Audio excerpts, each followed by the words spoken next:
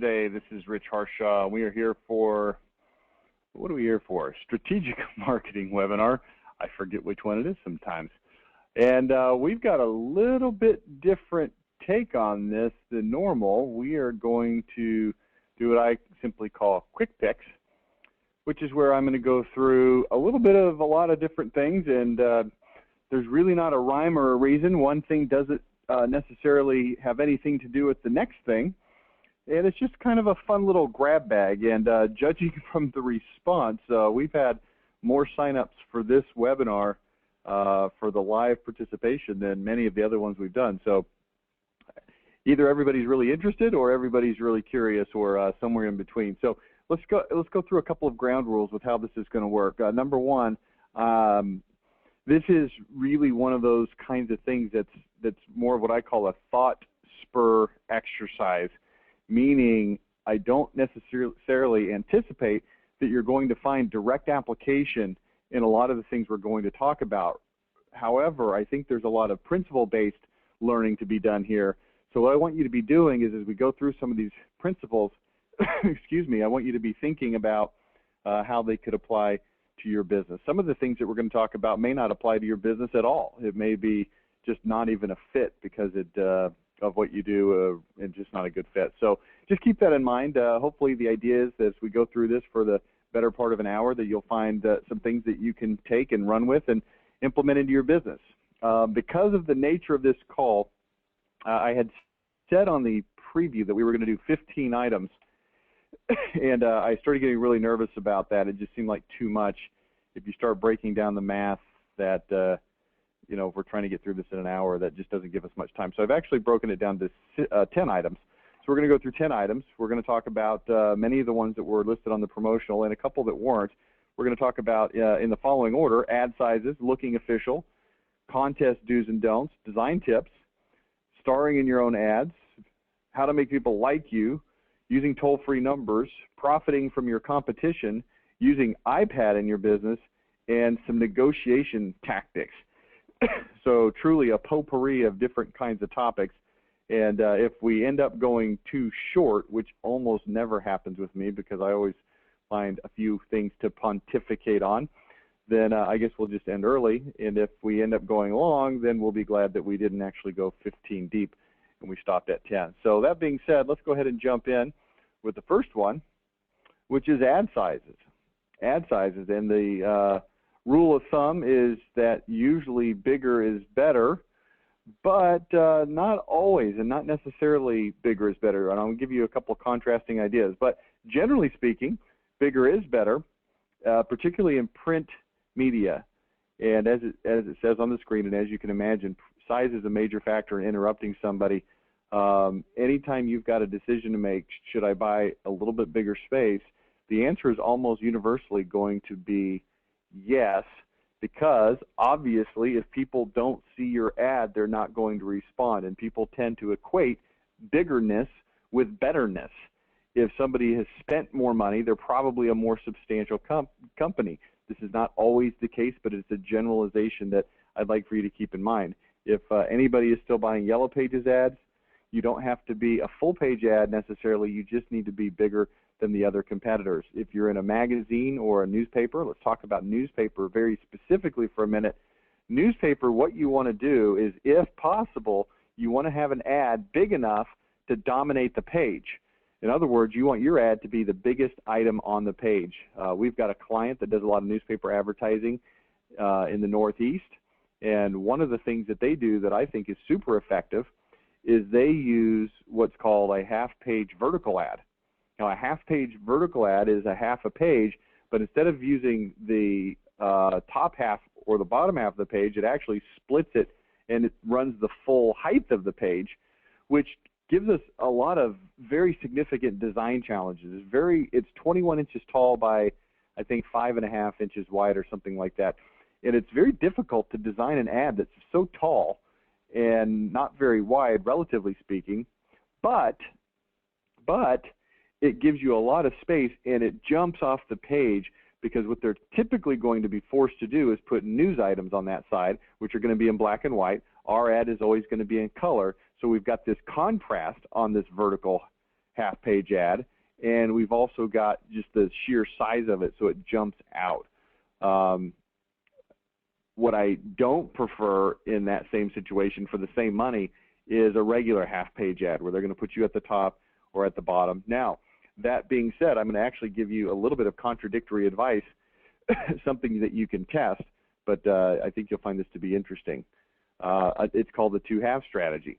So one thing you can do is instead of buying a full-page ad, you can buy two half-page ads, and if you're good at negotiation, we'll get to negotiation at the very end of this call today. If you're good at negotiation, you can actually get the two half-page ads for the same price as the full-page ad. A lot of times the half-page ad rate is going to be higher as a percentage than the full page, so you might end up paying 120, 130, 140% for two halves, but that's something that you would need to negotiate. And what you can do with this is particularly effective in magazines. So let's say that you're in a magazine. I wouldn't suggest that you go into the Clipper magazine. That magazine almost never works under any circumstance. But if you're in a magazine where you had a full-page ad, one thing you might want to consider doing is taking it, chopping it in half. Now, we talked about the vertical half page.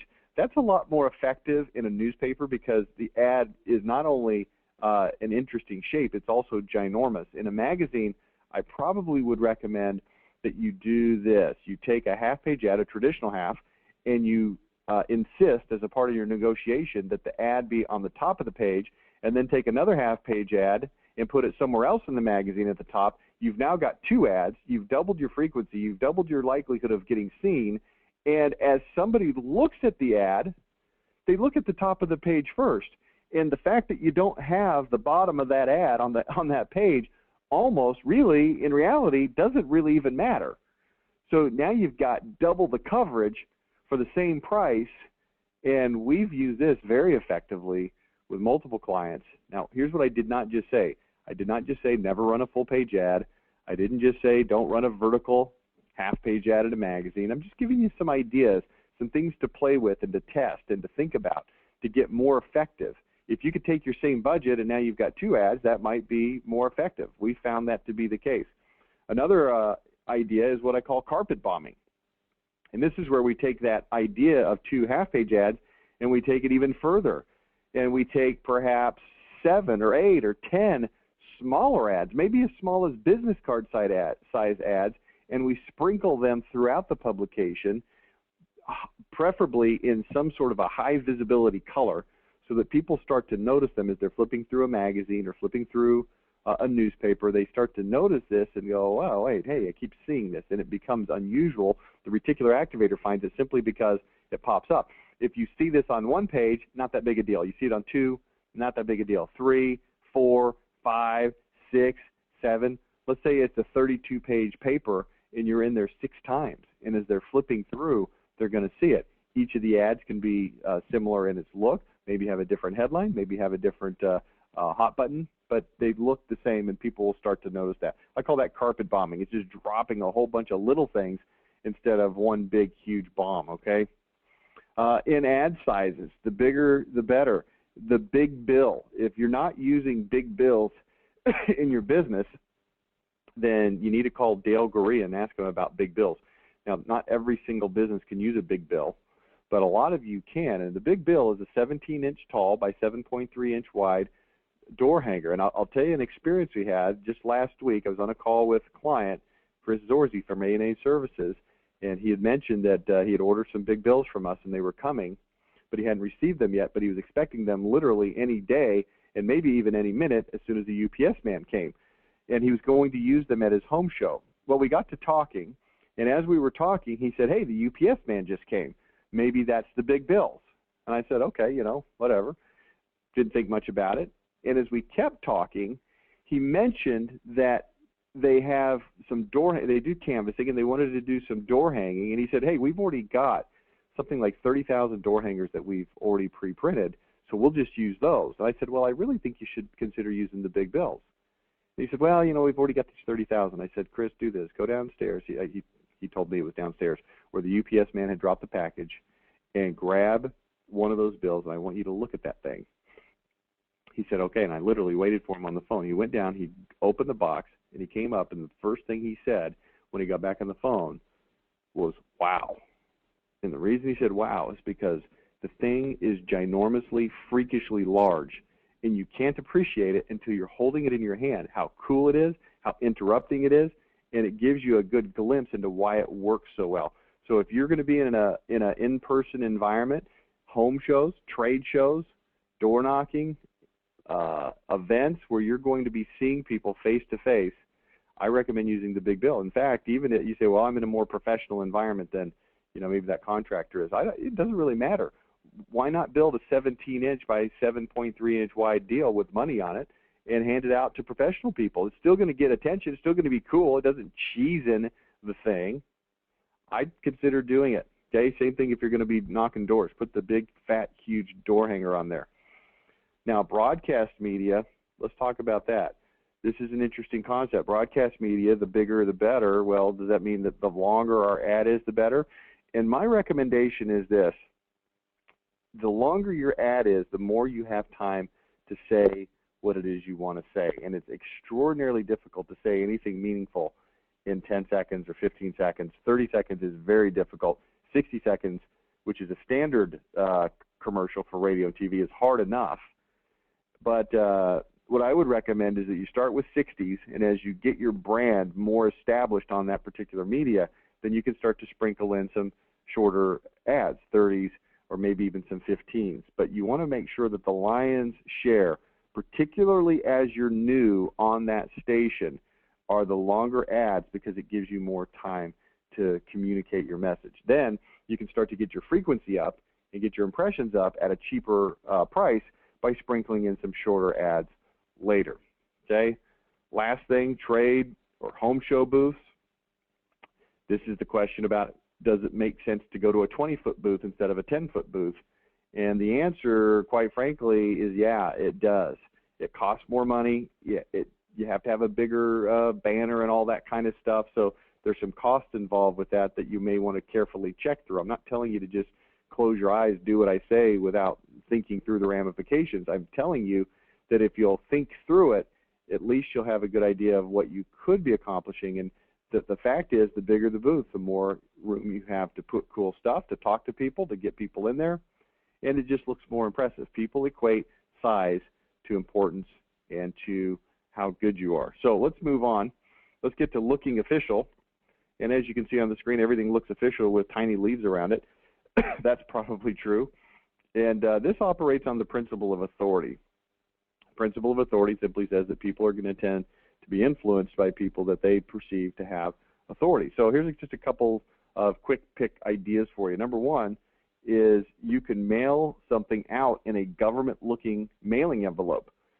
We've done this before many times with our clients, and this is something you got to be careful with, and there's compliance issues that you need to understand and deal with, but they're easy to understand and deal with. It's not like we're trying to defraud the government. That's not what this is about at all. What this is saying there's a set of rules that are explicit, and find out what they are. But if you can take and make a mailer look as if it's official, I'll tell you who's masters at this are the guys that sell the workplace employee signs. I don't know what they're called exactly, but like the ones you're supposed to put in your lunchroom at your office that have employee rights and all those kinds of things. I can't explain what they are. Hopefully you know what I'm talking about. But these guys send these envelopes that talk about penalties for failure to have these, and it looks like it's coming from the government, and you've got to be pretty darn careful about that, or else you're going to buy something that you didn't really need to buy or think you needed to buy because it looks official. We used this one time, I remember, with great success, was a company that did property tax assessments. So what they did is they would challenge the property tax assessment with the state. And if you know much about that, your home is going to get an evaluation from the state, but you have the right as a homeowner to contest the valuation that the state imposed on you and ostensibly to lower it so that you have to pay less property tax. Well, this is a company that would come in and do that protesting process for you because it's a little bit complicated and most people don't know how to do it, so they do it for you. Okay? So they put together different kinds of mailers. Hey, we've got this service. We can help you save on your property tax, blah, blah, blah. But when we finally changed it to a craft envelope with a state of Texas picture in the return address, and we were very careful to keep inside the bounds of what the law were.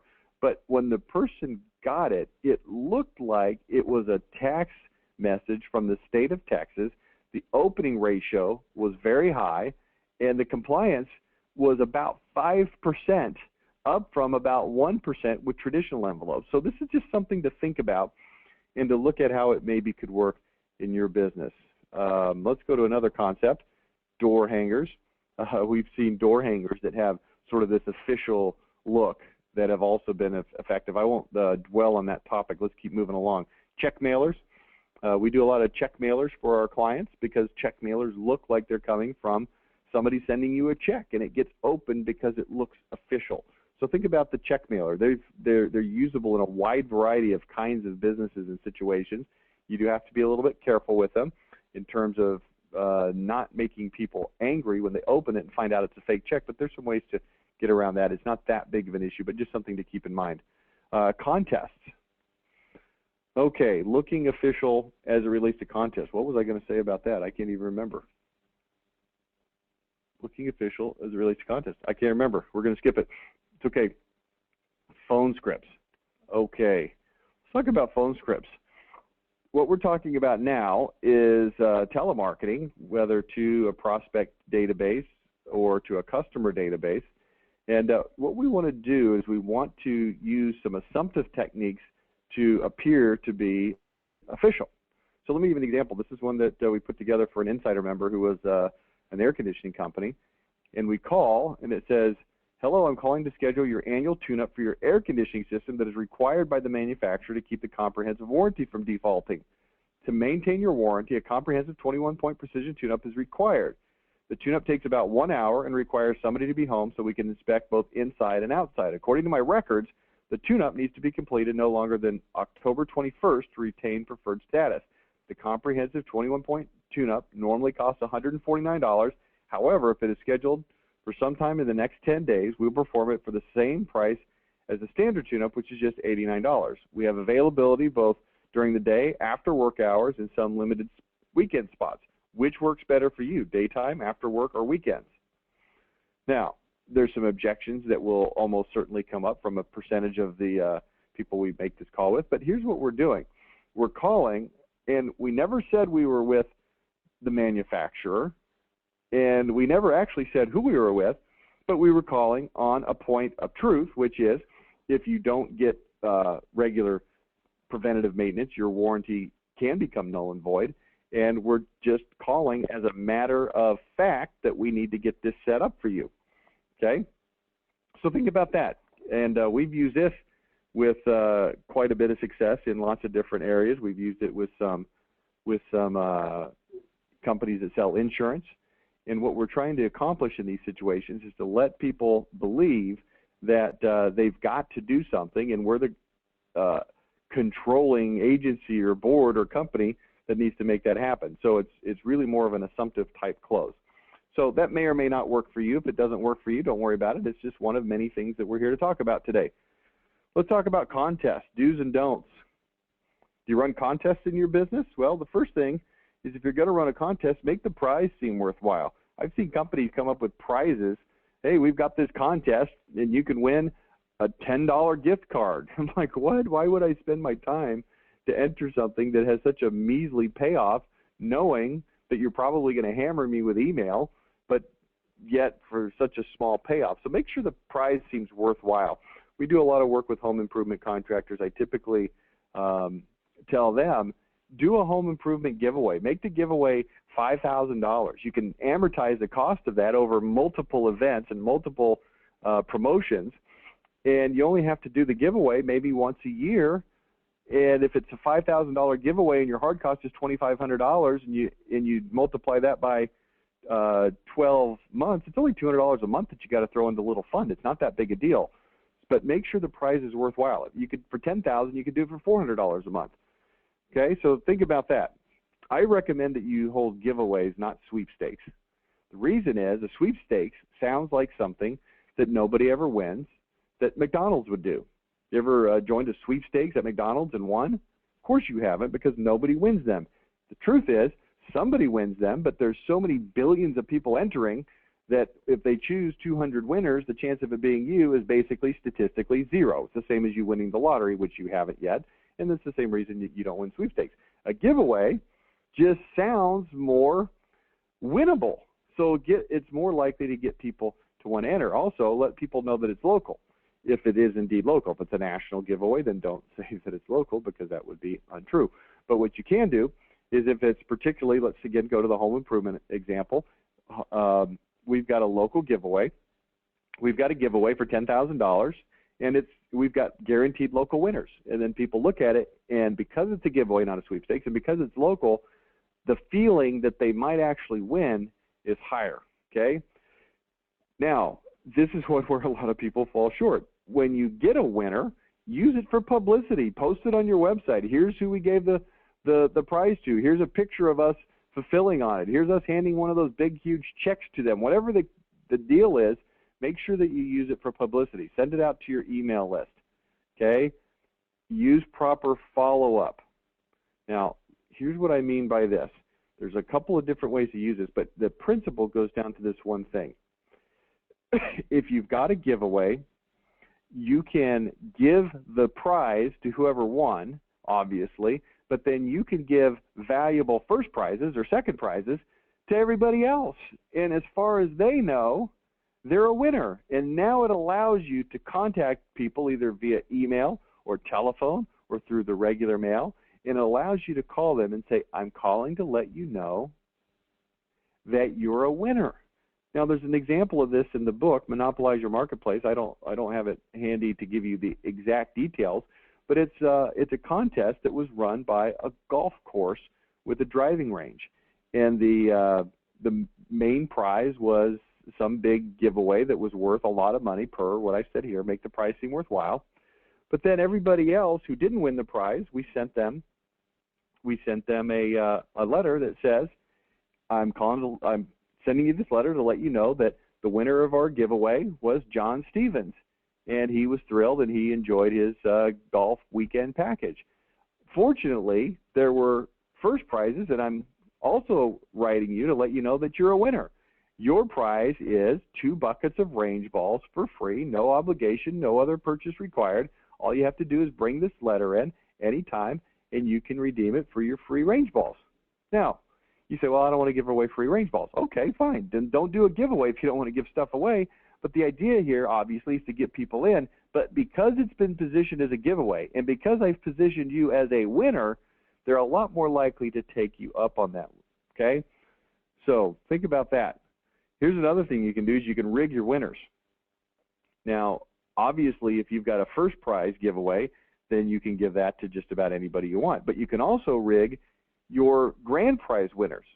This is something I learned from a friend of mine, David, who ran a large box company. And what he would do is he would hold weekly drawings for things like Outback Steakhouse gift cards. And he had it on his website, and he would go to his prospects or his customers, whoever he wanted to win, and he would say, hey, go on to our website. We do a weekly giveaway. It's not that big a deal. It's a $100 gift card to Outback Steakhouse or to Home Depot or whatever it was. But I'll tell you this, I found out that the programming on our website is a little bit messed up, and actually you can hit enter and then hit back button and then hit enter again, and you don't even have to retype in your information, and you can just enter as many times as you want. So if you want to do that, you can go in. I don't care. Go ahead and enter 200-300 times if you want. It'll take you 10 minutes, but the chance of you winning is almost sure. And so then he would see these people would go in and they would enter 200-300 times, and then he would have somebody from his office call to say, hey, you won. Or even if they didn't enter 200-300 times, he would call the person that he wanted to win or multiple people that he wanted to win and say, hey, you won our contest. And it's totally rigged, but he's trying to accomplish giving people a chance to win. So now he has a positive deposit into the emotional bank account. He's got something to talk to people about. He's got something that he can deliver, and it's a positive situation. Now, here's what I'm not talking about doing. I'm not talking about rigging sweepstakes. And if you're running an actual sweepstakes / giveaway, and there's state rules that regulate how those giveaways have to be run, then obviously, I mean, it's obvious. Go within the rules if you've got state rules. But if it's a little bit smaller kind of a thing, if it's something on your website, if it's something more informal, then rig it and let the people win that you want to win. If you do have a sweepstakes, and I don't know how those rules work, but you know, if somebody who happened to be a veteran and maybe had been injured in the war happened to be the winner, then that might be, you know, good for you. I don't know. Think about it. Let's talk about some design tips now, just moving quickly and abruptly to a completely different topic. And what I'm going to do is I'm going to show you 3 different before and afters of ads that look about the same. And I'm going to point out to you some things that were done to make it look just a little bit different. Okay, so the before is the one on the upper left here, and the one on the bottom is the after. And let me just point out a couple of things that were done. First of all, the eye is drawn to, on the upper left one, the before, the line that says, and we can absolutely prove it. The problem is, and by the way, let me tell you what this is. This is a trade show, home show backdrop. This is 10 feet wide by 8 feet tall, so this is huge, okay? So when people are walking by, if the first thing they see is, and we can absolutely prove it, then that's not really what we want them to see. We want them to see the headline. So what we did is we switched that. Your home is absolutely, positively hemorrhaging energy and money, and hemorrhaging energy and money is what we really want people to focus on, and we can absolutely prove it now becomes smaller. We also put a flip-flop blue and red on the second version so that we could direct people's eyes to what we wanted them to direct to. Look at the bottom on the pictures. The picture with the house with the 2 windows was overlapping the blower door test picture, which made it cut off, and we just flip-flopped that and we pulled the other picture to the front. It didn't diminish the picture on the back at all. In fact, we had to flip it around so it fit a little bit better. But you see how that's just a minor design issue. Also, look at the first one where it says free blower door test. And that free is kind of small and over to the side, and it just looks kind of weird. So we made the word free big so it pops better. Free blower door test, and that's a pretty minor, subtle change, but it makes a difference. Let's look at another example. This is some websites. Don't worry about the green free thing on the upper left. That's a form that we just didn't take the time to flesh out for this mock-up. So in real life, that would be a form that has fields in it. So don't worry about that. That's not really what we want to look at. But here's what I do want to look at. Let's look at this picture area on the top. Okay, so we've got this picture area that shows bathrooms, basements, and windows. And we've got this headline. And then over here on the right, we've got choose your service. And we've got the services, and then we've got this little 4 dots. Now, the 4 little dots are to indicate that there's a rotating photo that's going to be switching between one of 4 photos on the left. But when we put it over here on the right, in the blue section, I'm looking on the page on the left, and I'm looking at the right-hand side of it in the blue section where it says choose your service. When we put those little 4 dots on the blue section, it's not quite as clear that what's going to be changing is the picture. It almost looks like this blue section might be changing. So what we did, you'll see if you look to the right, we actually moved those dots over onto the photo so that people see, oh, okay, that's for the photo. And then we made choose a service much bigger. Now, look what happened. Originally it said choose your service, which is what I preferred to say. But if we made it bigger and said choose a service, it would actually fit all on one line instead of awkwardly being on 2 lines like we have it there. It's just harder to see. Notice that these 2 things are exactly the same size and scale, but now look at how choose a service pops off of that page on the right, and then we move to more of a navigation type of a format for the service that they want to choose, and we made each of those items bigger so that they pop off the page a little bit better. It just works better all the way around. The other thing that we did on this page that was significant, besides moving customer reviews up on the left, is look at the box on the right where it says you can't afford a new home. Look at the left one. It's the same thing, but now we've made the word big, can, we've underlined it, and it puts a completely different emphasis on that whole topic. You can afford a new basement or bath, and it puts the emphasis where it belongs, which is on the word can, as opposed to somebody who thinks that they couldn't, okay? Everything else on this page is about the same. So that's a good example of just making a few minor adjustments to make readability that much easier. Okay, here's one more homepage mock-up. And this is an interesting one. This is pretty heavy text, so we got to be a little bit careful with that. Everything on the top is the same. On the left-hand one, it says Brighton Home Products was started in 1955 when people were honest. That's a typo. Don't worry about that. That would obviously be fixed. Honest. Folks followed through, and a man's word was his bond. Well, a couple things I didn't really like about that. Brighton Home Products was started in 1955. Okay, that has stayed the same. When people were honest, folks followed through, and a man's word was his bond. And I just didn't like the way that sounded. So I wanted to create headers where each of the lines was a complete thought. So look at the second version. When pride and workmanship still mattered, when people followed through on promises, and a man's word was his bond. Now, here's what's happened here. I've actually made the headline bigger, but I've actually, by making it bigger, have in fact made it easier to read. Each of the three things, the second, third, and fourth lines, are actually complete thoughts. So they're easier for the brain to process. When pride and workmanship still mattered. That's interesting. When people followed through on promises, and a man's word was his bond. Now, here's the next thing. Notice how those four lines progressively get narrower, and it causes what I call a reverse pyramid. It's like a funnel. It's pleasing to the eye. Now, the other one is not unpleasing to the eye. That's one where it comes out and then back in. The worst thing you can have is all of your lines being the exact same width. I'm talking specifically about a headline. So either one of those looks fine, but I do actually like this longer headline because it's got a more complete thought. It just reads better. Now, another thing that changed, if you'll notice, is the photograph. Now, the original photograph, I liked it because it was on this sort of Polaroid thing, and it was slanted a little bit. It had some grit and depth to it, so I liked that a lot. But what I didn't like is by making it into a Polaroid, it forced us to make the photo itself much smaller. And that picture is sufficiently detailed that I wanted it to be as big as possible. So in the same amount of space as before, we've actually managed to make this photograph bigger.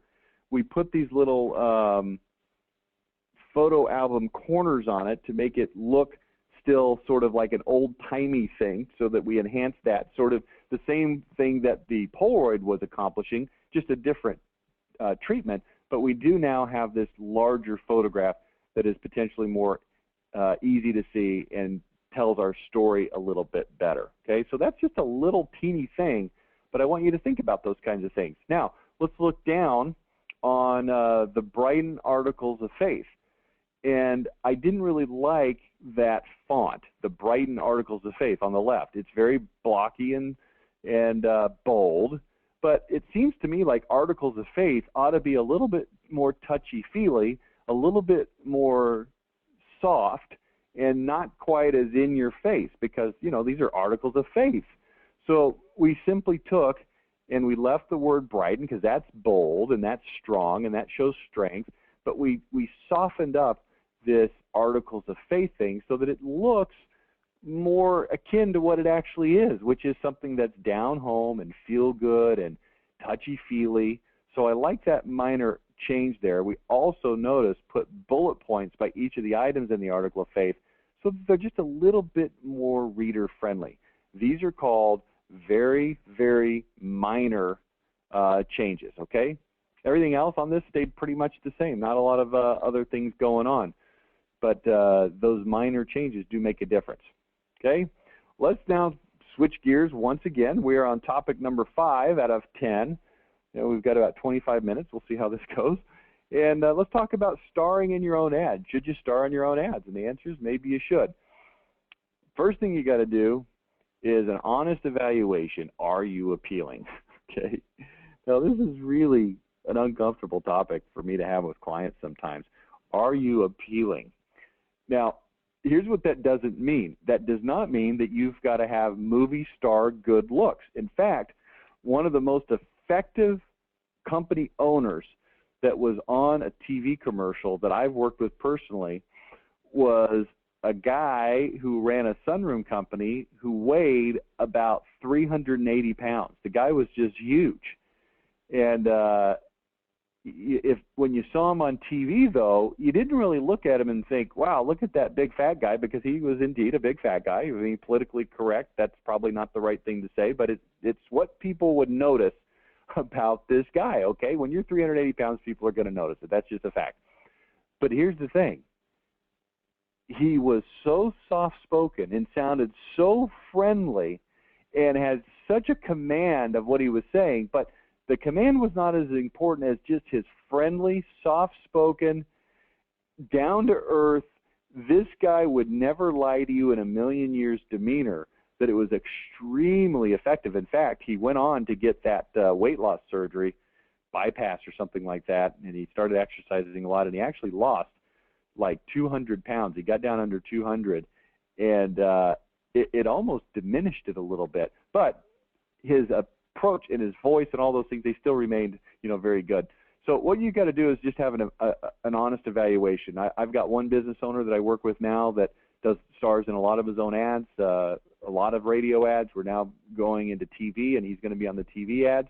And he's very, very appealing for his target market. He's in the Northeast. If you were to take this guy and put him on the TV or radio in Dallas, Texas, it wouldn't work, because his approach and his voice and his accent really isn't a good fit for the Texas market. But in the market that he's in, it's really, really effective. He sounds like those people, and it comes across very effective. His passion is very, very intense, and it's really, really good. Now, on the opposite end of that same spectrum is down here in Dallas. We've worked for years with Al Banker Insurance, and Al Banker is the most, what do you say? He's a good old boy, and he's got the most pronounced Texas accent you could ever imagine. And he gets on the radio and on the TV, and he says, "Howdy, folks, this is Al Banker." And if you were to run that in New York City or in Boston, they would say, "Who is this clown?" And they would hate him. So you got to look for those kinds of things. Is it appealing? You don't have to be super beautiful. Being just normal looking is plenty fine, but you've got to be appealing in your voice, in your tone, in your believability. These are the keys that really make the biggest difference, okay? Appealing. Stage fright. You might suck, okay? I've worked with a lot of companies that had CEOs and presidents and owners and things like that were really, really good in just about any environment, sales environments, speaking environments, anything, but you put them in front of a camera and they instantly froze and just looked totally lost and bewildered, sort of like certain presidential candidates on national debates. So if you're not good in front of a camera, or if you're not good behind a microphone, that's something that you need to get some honest feedback. And if you want honest feedback, I will give it to you, because my only interest is in doing things that are effective for you. And I've told lots of CEOs, you know what, you probably shouldn't star in your own ads. But I've also encouraged others who maybe hadn't thought about it or who weren't inclined, and I've asked them to consider it because they do have those qualities. Here's another thing to consider, is how attached are you to your brand? Al Banker Insurance is Al Banker Insurance. For Al Banker to go on his commercials makes a lot of sense. You just want to think about that. Some people say to me, hey, I don't want this company to be all about me. And it doesn't have to be all about you. And just because you're on the commercial doesn't mean it's all about you. I mean, think about the Men's Warehouse.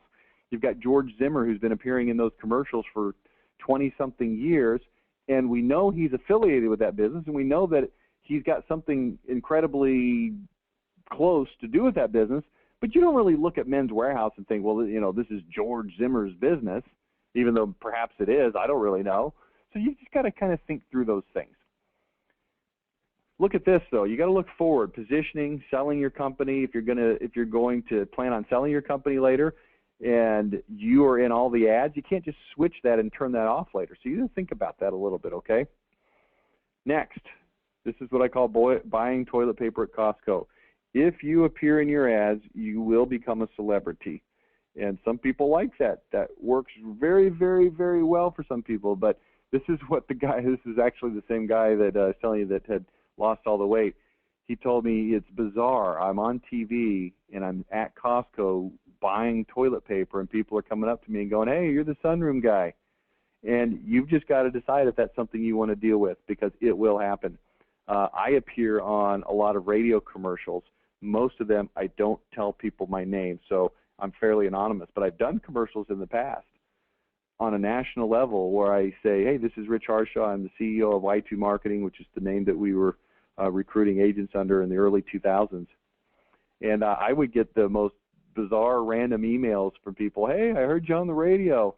It's going to happen if you're making a splash. So just decide if that's something you want to do. That's not for me to say. Maybe you love that, and I know a lot of business owners that love that. Al Banker loves that. He loves walking into a restaurant and having people look at him and go, hey, look, that's Al Banker, and people coming up and going, hey, can I have your autograph? He signed autographs at one of the shows. They have a Formula One race car that they use, not so much anymore, but in the past in a lot of their advertising, and they would bring their Formula One car out to the to different shows and events, and they would sit there and sign autographs for hours, and he loved it. Then he got a little bit tired of it. Okay, let's move to the next one, making people like you. People want to do things for people they like, and this has to do with physical attractiveness, similarity. I'm going to just put this on the screen real quick, and I really want to get to the next slide, which is on the same topic. But if you're physically attractive, if you're similar to other people, if you pay them compliments, if they have a lot of contact and familiarity with you and you cooperate, these are all things that make people like you. We're going to go through this one fairly quick, but let's talk about some specific things that can make people like you in your business, okay?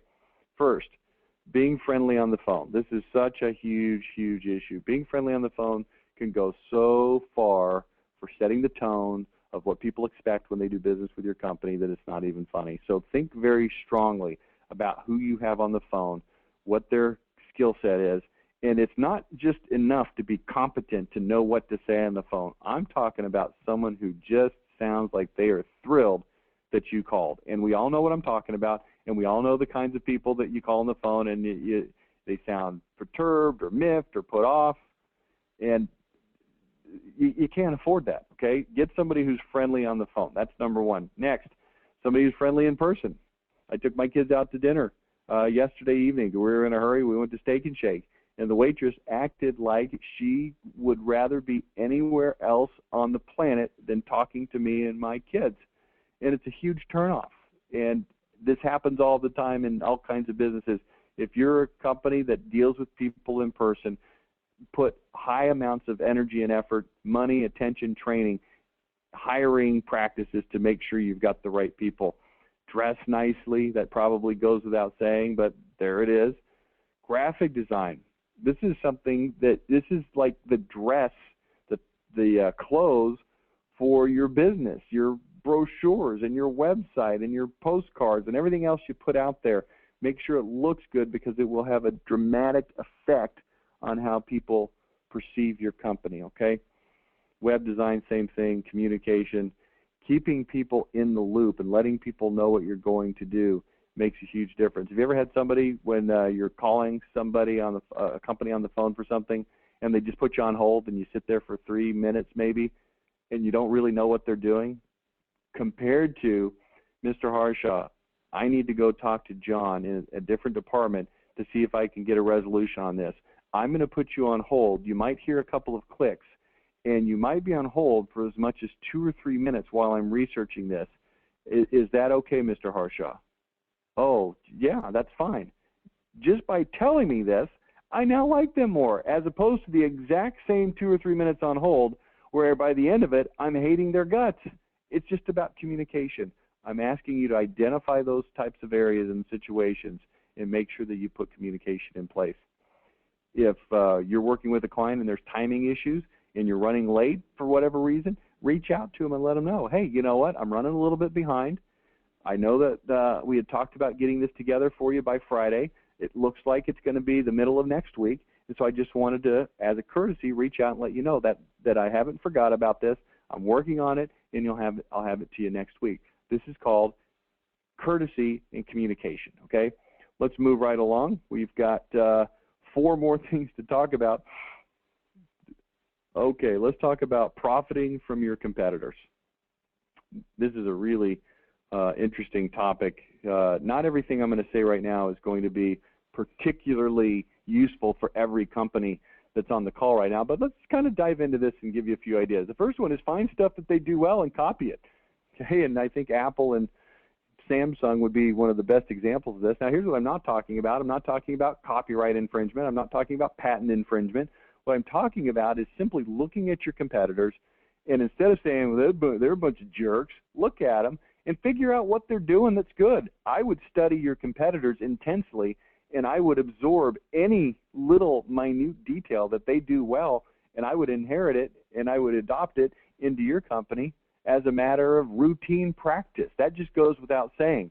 Don't be so opposed and hateful to your competitors that you think everything they do is stupid. Don't act like you're, presidential candidates and no matter what the other guy does, it's horrible. You don't have to take that approach, even though it may be true.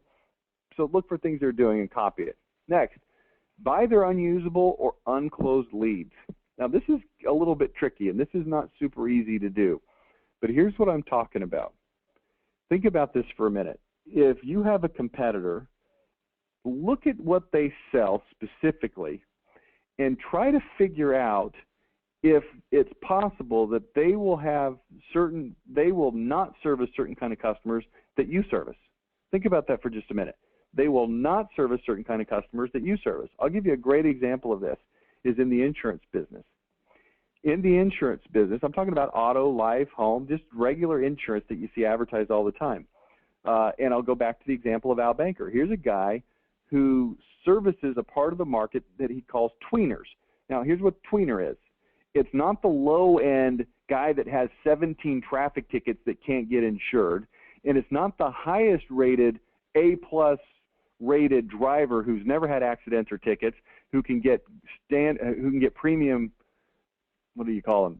Good rates from premium companies like Allstate and State Farm and stuff like that. He's looking for tweeners, people that have a couple of tickets, people that have a couple of issues on their record, people that have some blemishes, and he helps those people. But here's what he finds. When he advertises, he generates tons and tons of phone calls for both the low-end guys and the high-end premium guys, and he has to just throw them away. So what if you knew that and you were an Allstate agent and you went to Al Banker and said, hey, what do you do with all your high-end leads? Would you be willing to funnel them over to me? And guess what? Nobody ever asked Al Banker that question. So you know what he did? His wife asked him a question. What do you do with all those leads? And he said, well, we don't do anything with them. They literally tell them, sorry, we can't help you. And his wife said, well, what if I started an Allstate agency? She did. And in the first year, getting so many overflow leads from Al Banker, became the number one Allstate agent in the entire state of Texas. First year, all the other Allstate agents hated her guts because she went from nothing to first place in 1 year. Why? Because her husband was spending quadzillions of dollars, generating quadzillions, literally tens of thousands of leads a month, and she was beneficiary. Could you, as a competitor, you say, well, we sell the same kinds of things. Go in there and say, hey, do you have any leads that you just can't use? Do you have leads that are unsold? You might have competitors tell you to go jump in a lake or to go do something to yourself. But you know what? If you approach it right and you look at it properly and you have a friendly alliance with those competitors, they might be willing to sell those to you and make a profit center for them. This is called higher level joint ventures, stuff that most people will never pull off in a million years. But it's possible, and you can do it, but you've got to be a little bit smarter than the average bear, so to speak. Unclosed leads, same thing. What are you doing with your unclosed leads? Well, nothing. Well, would you sell them to me? You're not doing anything with them.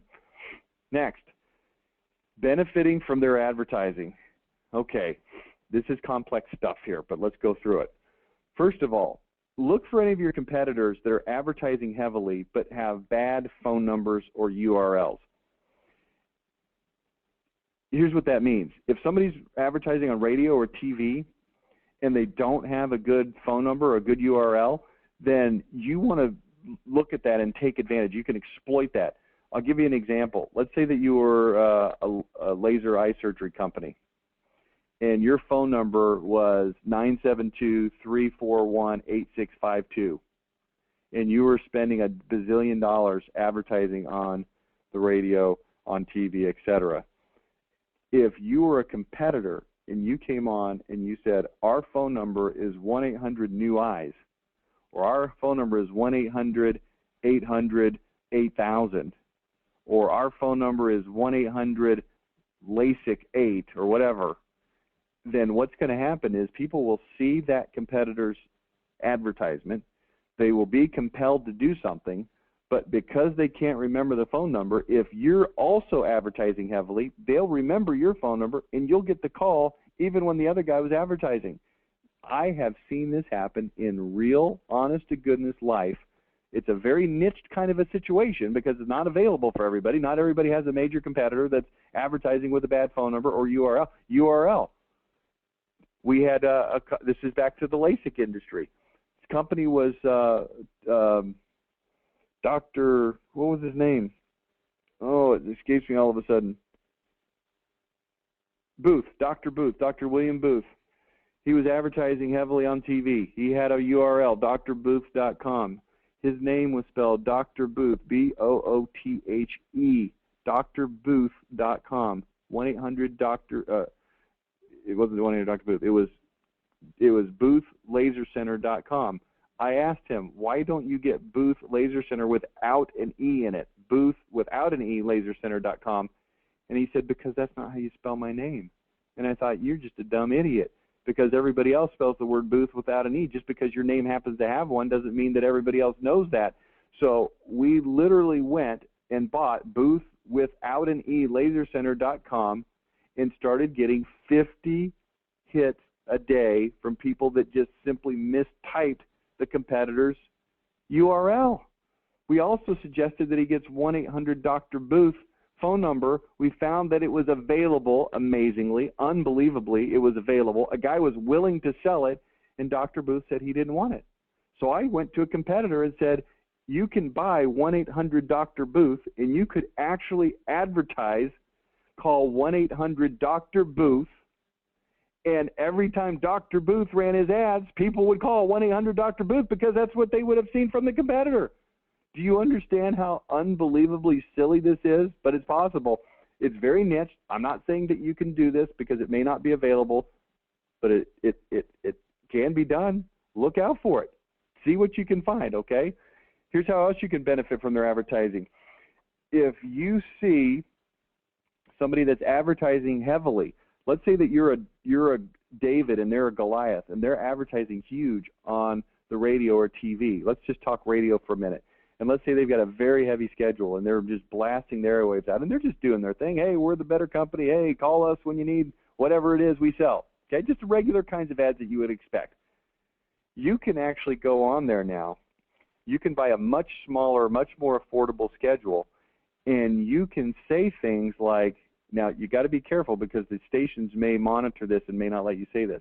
But you can go on there and say, hey, and you can talk specifically about issues where they are weak. You can point those things out, and you can present yourself as an alternative.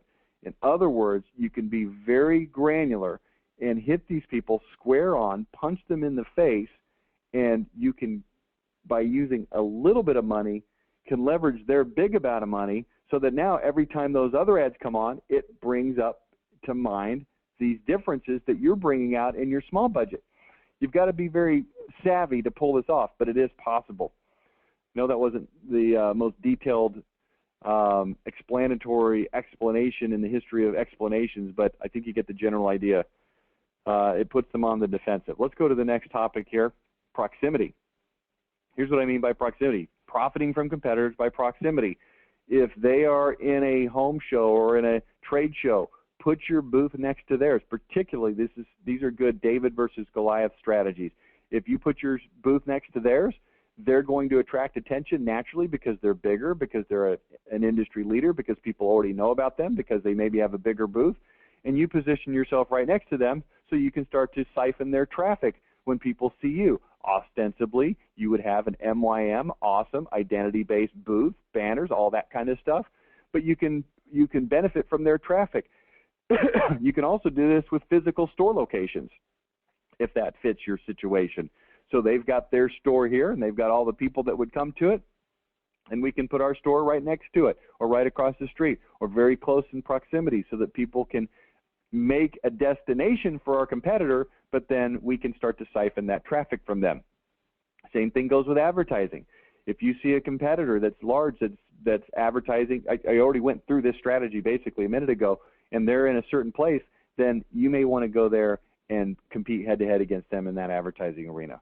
Okay? Here's another one. Find and solicit their customers. Man, we're running out of time. I knew we would run out of time. I told you that. That's why we did 10 instead of 15. But we'll make it through these. Find and solicit their customers. What I'm talking about here, this is as devious as quote-unquote following their trucks, trying to figure out who their customers are, particularly if it's a business-to-business and you want to compete directly against them and you've got a marketing campaign that shows how you're better and different and more awesome than that competitor. Do what it takes to find out who their customers are. Look on their website. Maybe they got references or testimonials that you can find out who their customers are. Maybe if they deliver stuff, you can literally follow their trucks. This is an old Harvey Mackay trick from the Harvey Mackay Envelope Company, the guy that wrote the book, How to Swim with the Sharks Without Being Eaten Alive. They would literally follow trucks of competitors, find out where they were making deliveries, and then start to solicit those competitors. Do it. You say, well, I don't know if that's very ethical. Well, I mean, you decide where you want to draw that line. I don't really see anything wrong with following somebody's truck.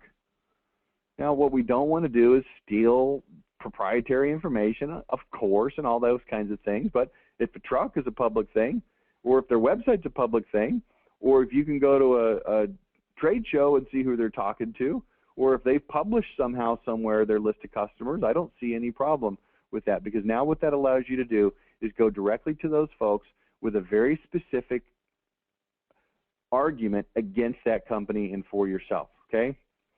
Let's talk about using an iPad. All right, this is just some quick tips. First of all, use it in your sales presentation. If you have face-to-face sales presentation, it's going to be impressive. That's the whole point of the iPad. People are going to think you're technologically advanced. It's also very easy. Even if you're old and outdated and a dinosaur, you can figure out how to do that. You can put your PowerPoint on there. You can show videos on there. You can show photo galleries in a very impressive way. Instead of saying, look, here's a book with a bunch of pictures, you just start flipping through it.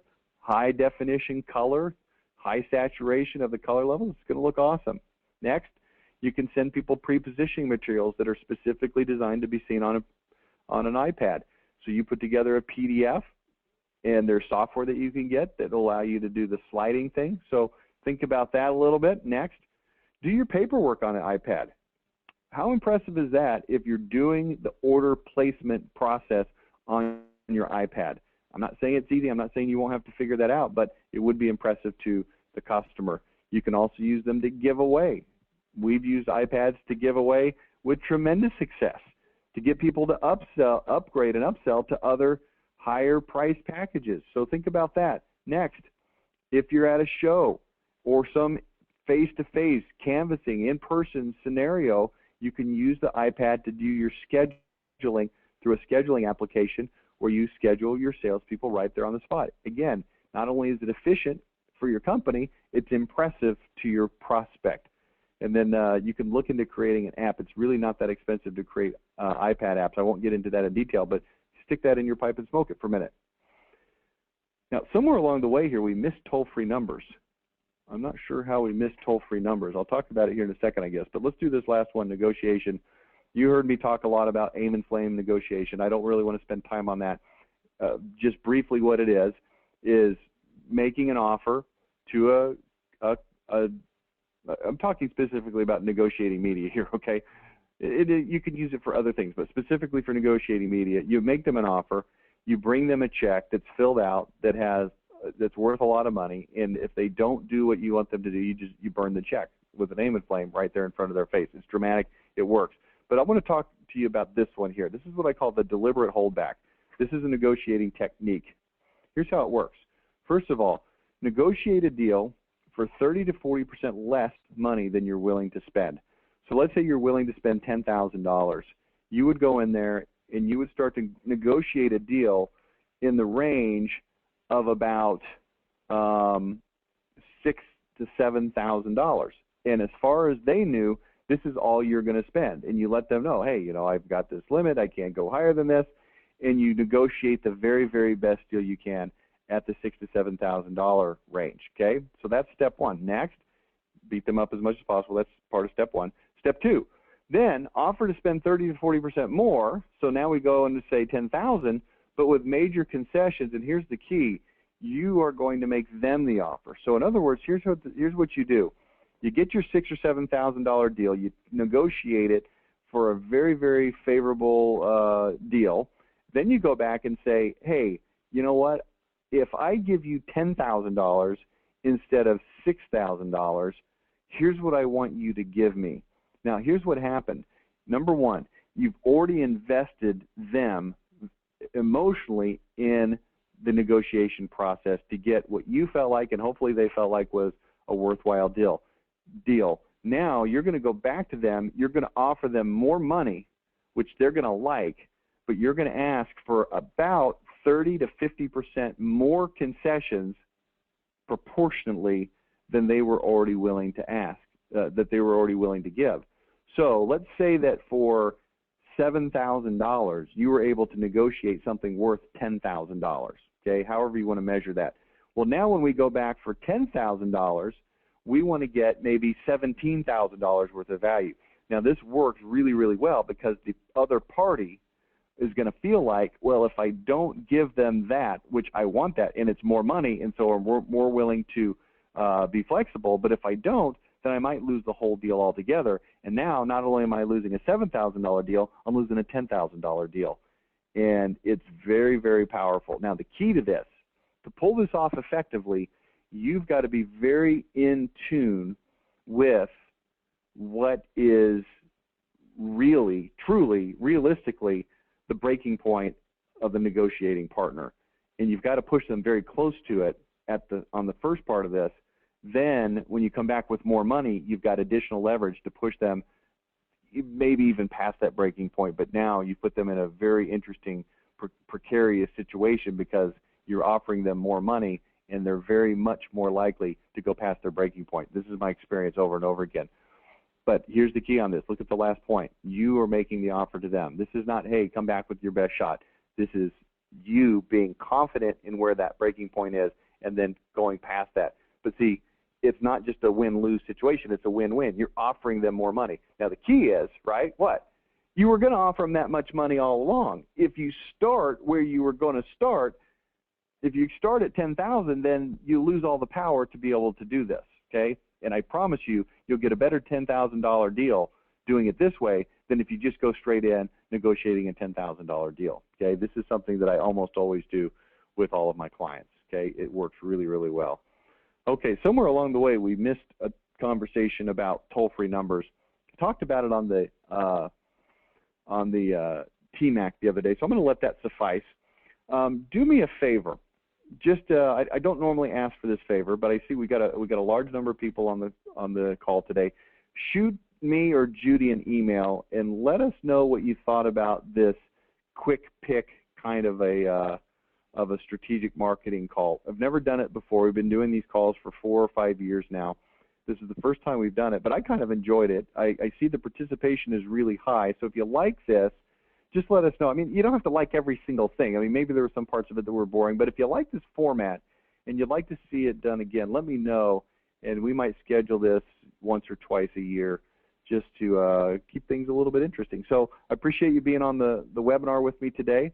Next week, we don't have any webinars. We're completely off, so go forth and do something else. But we will be back in 2 weeks on October the 20,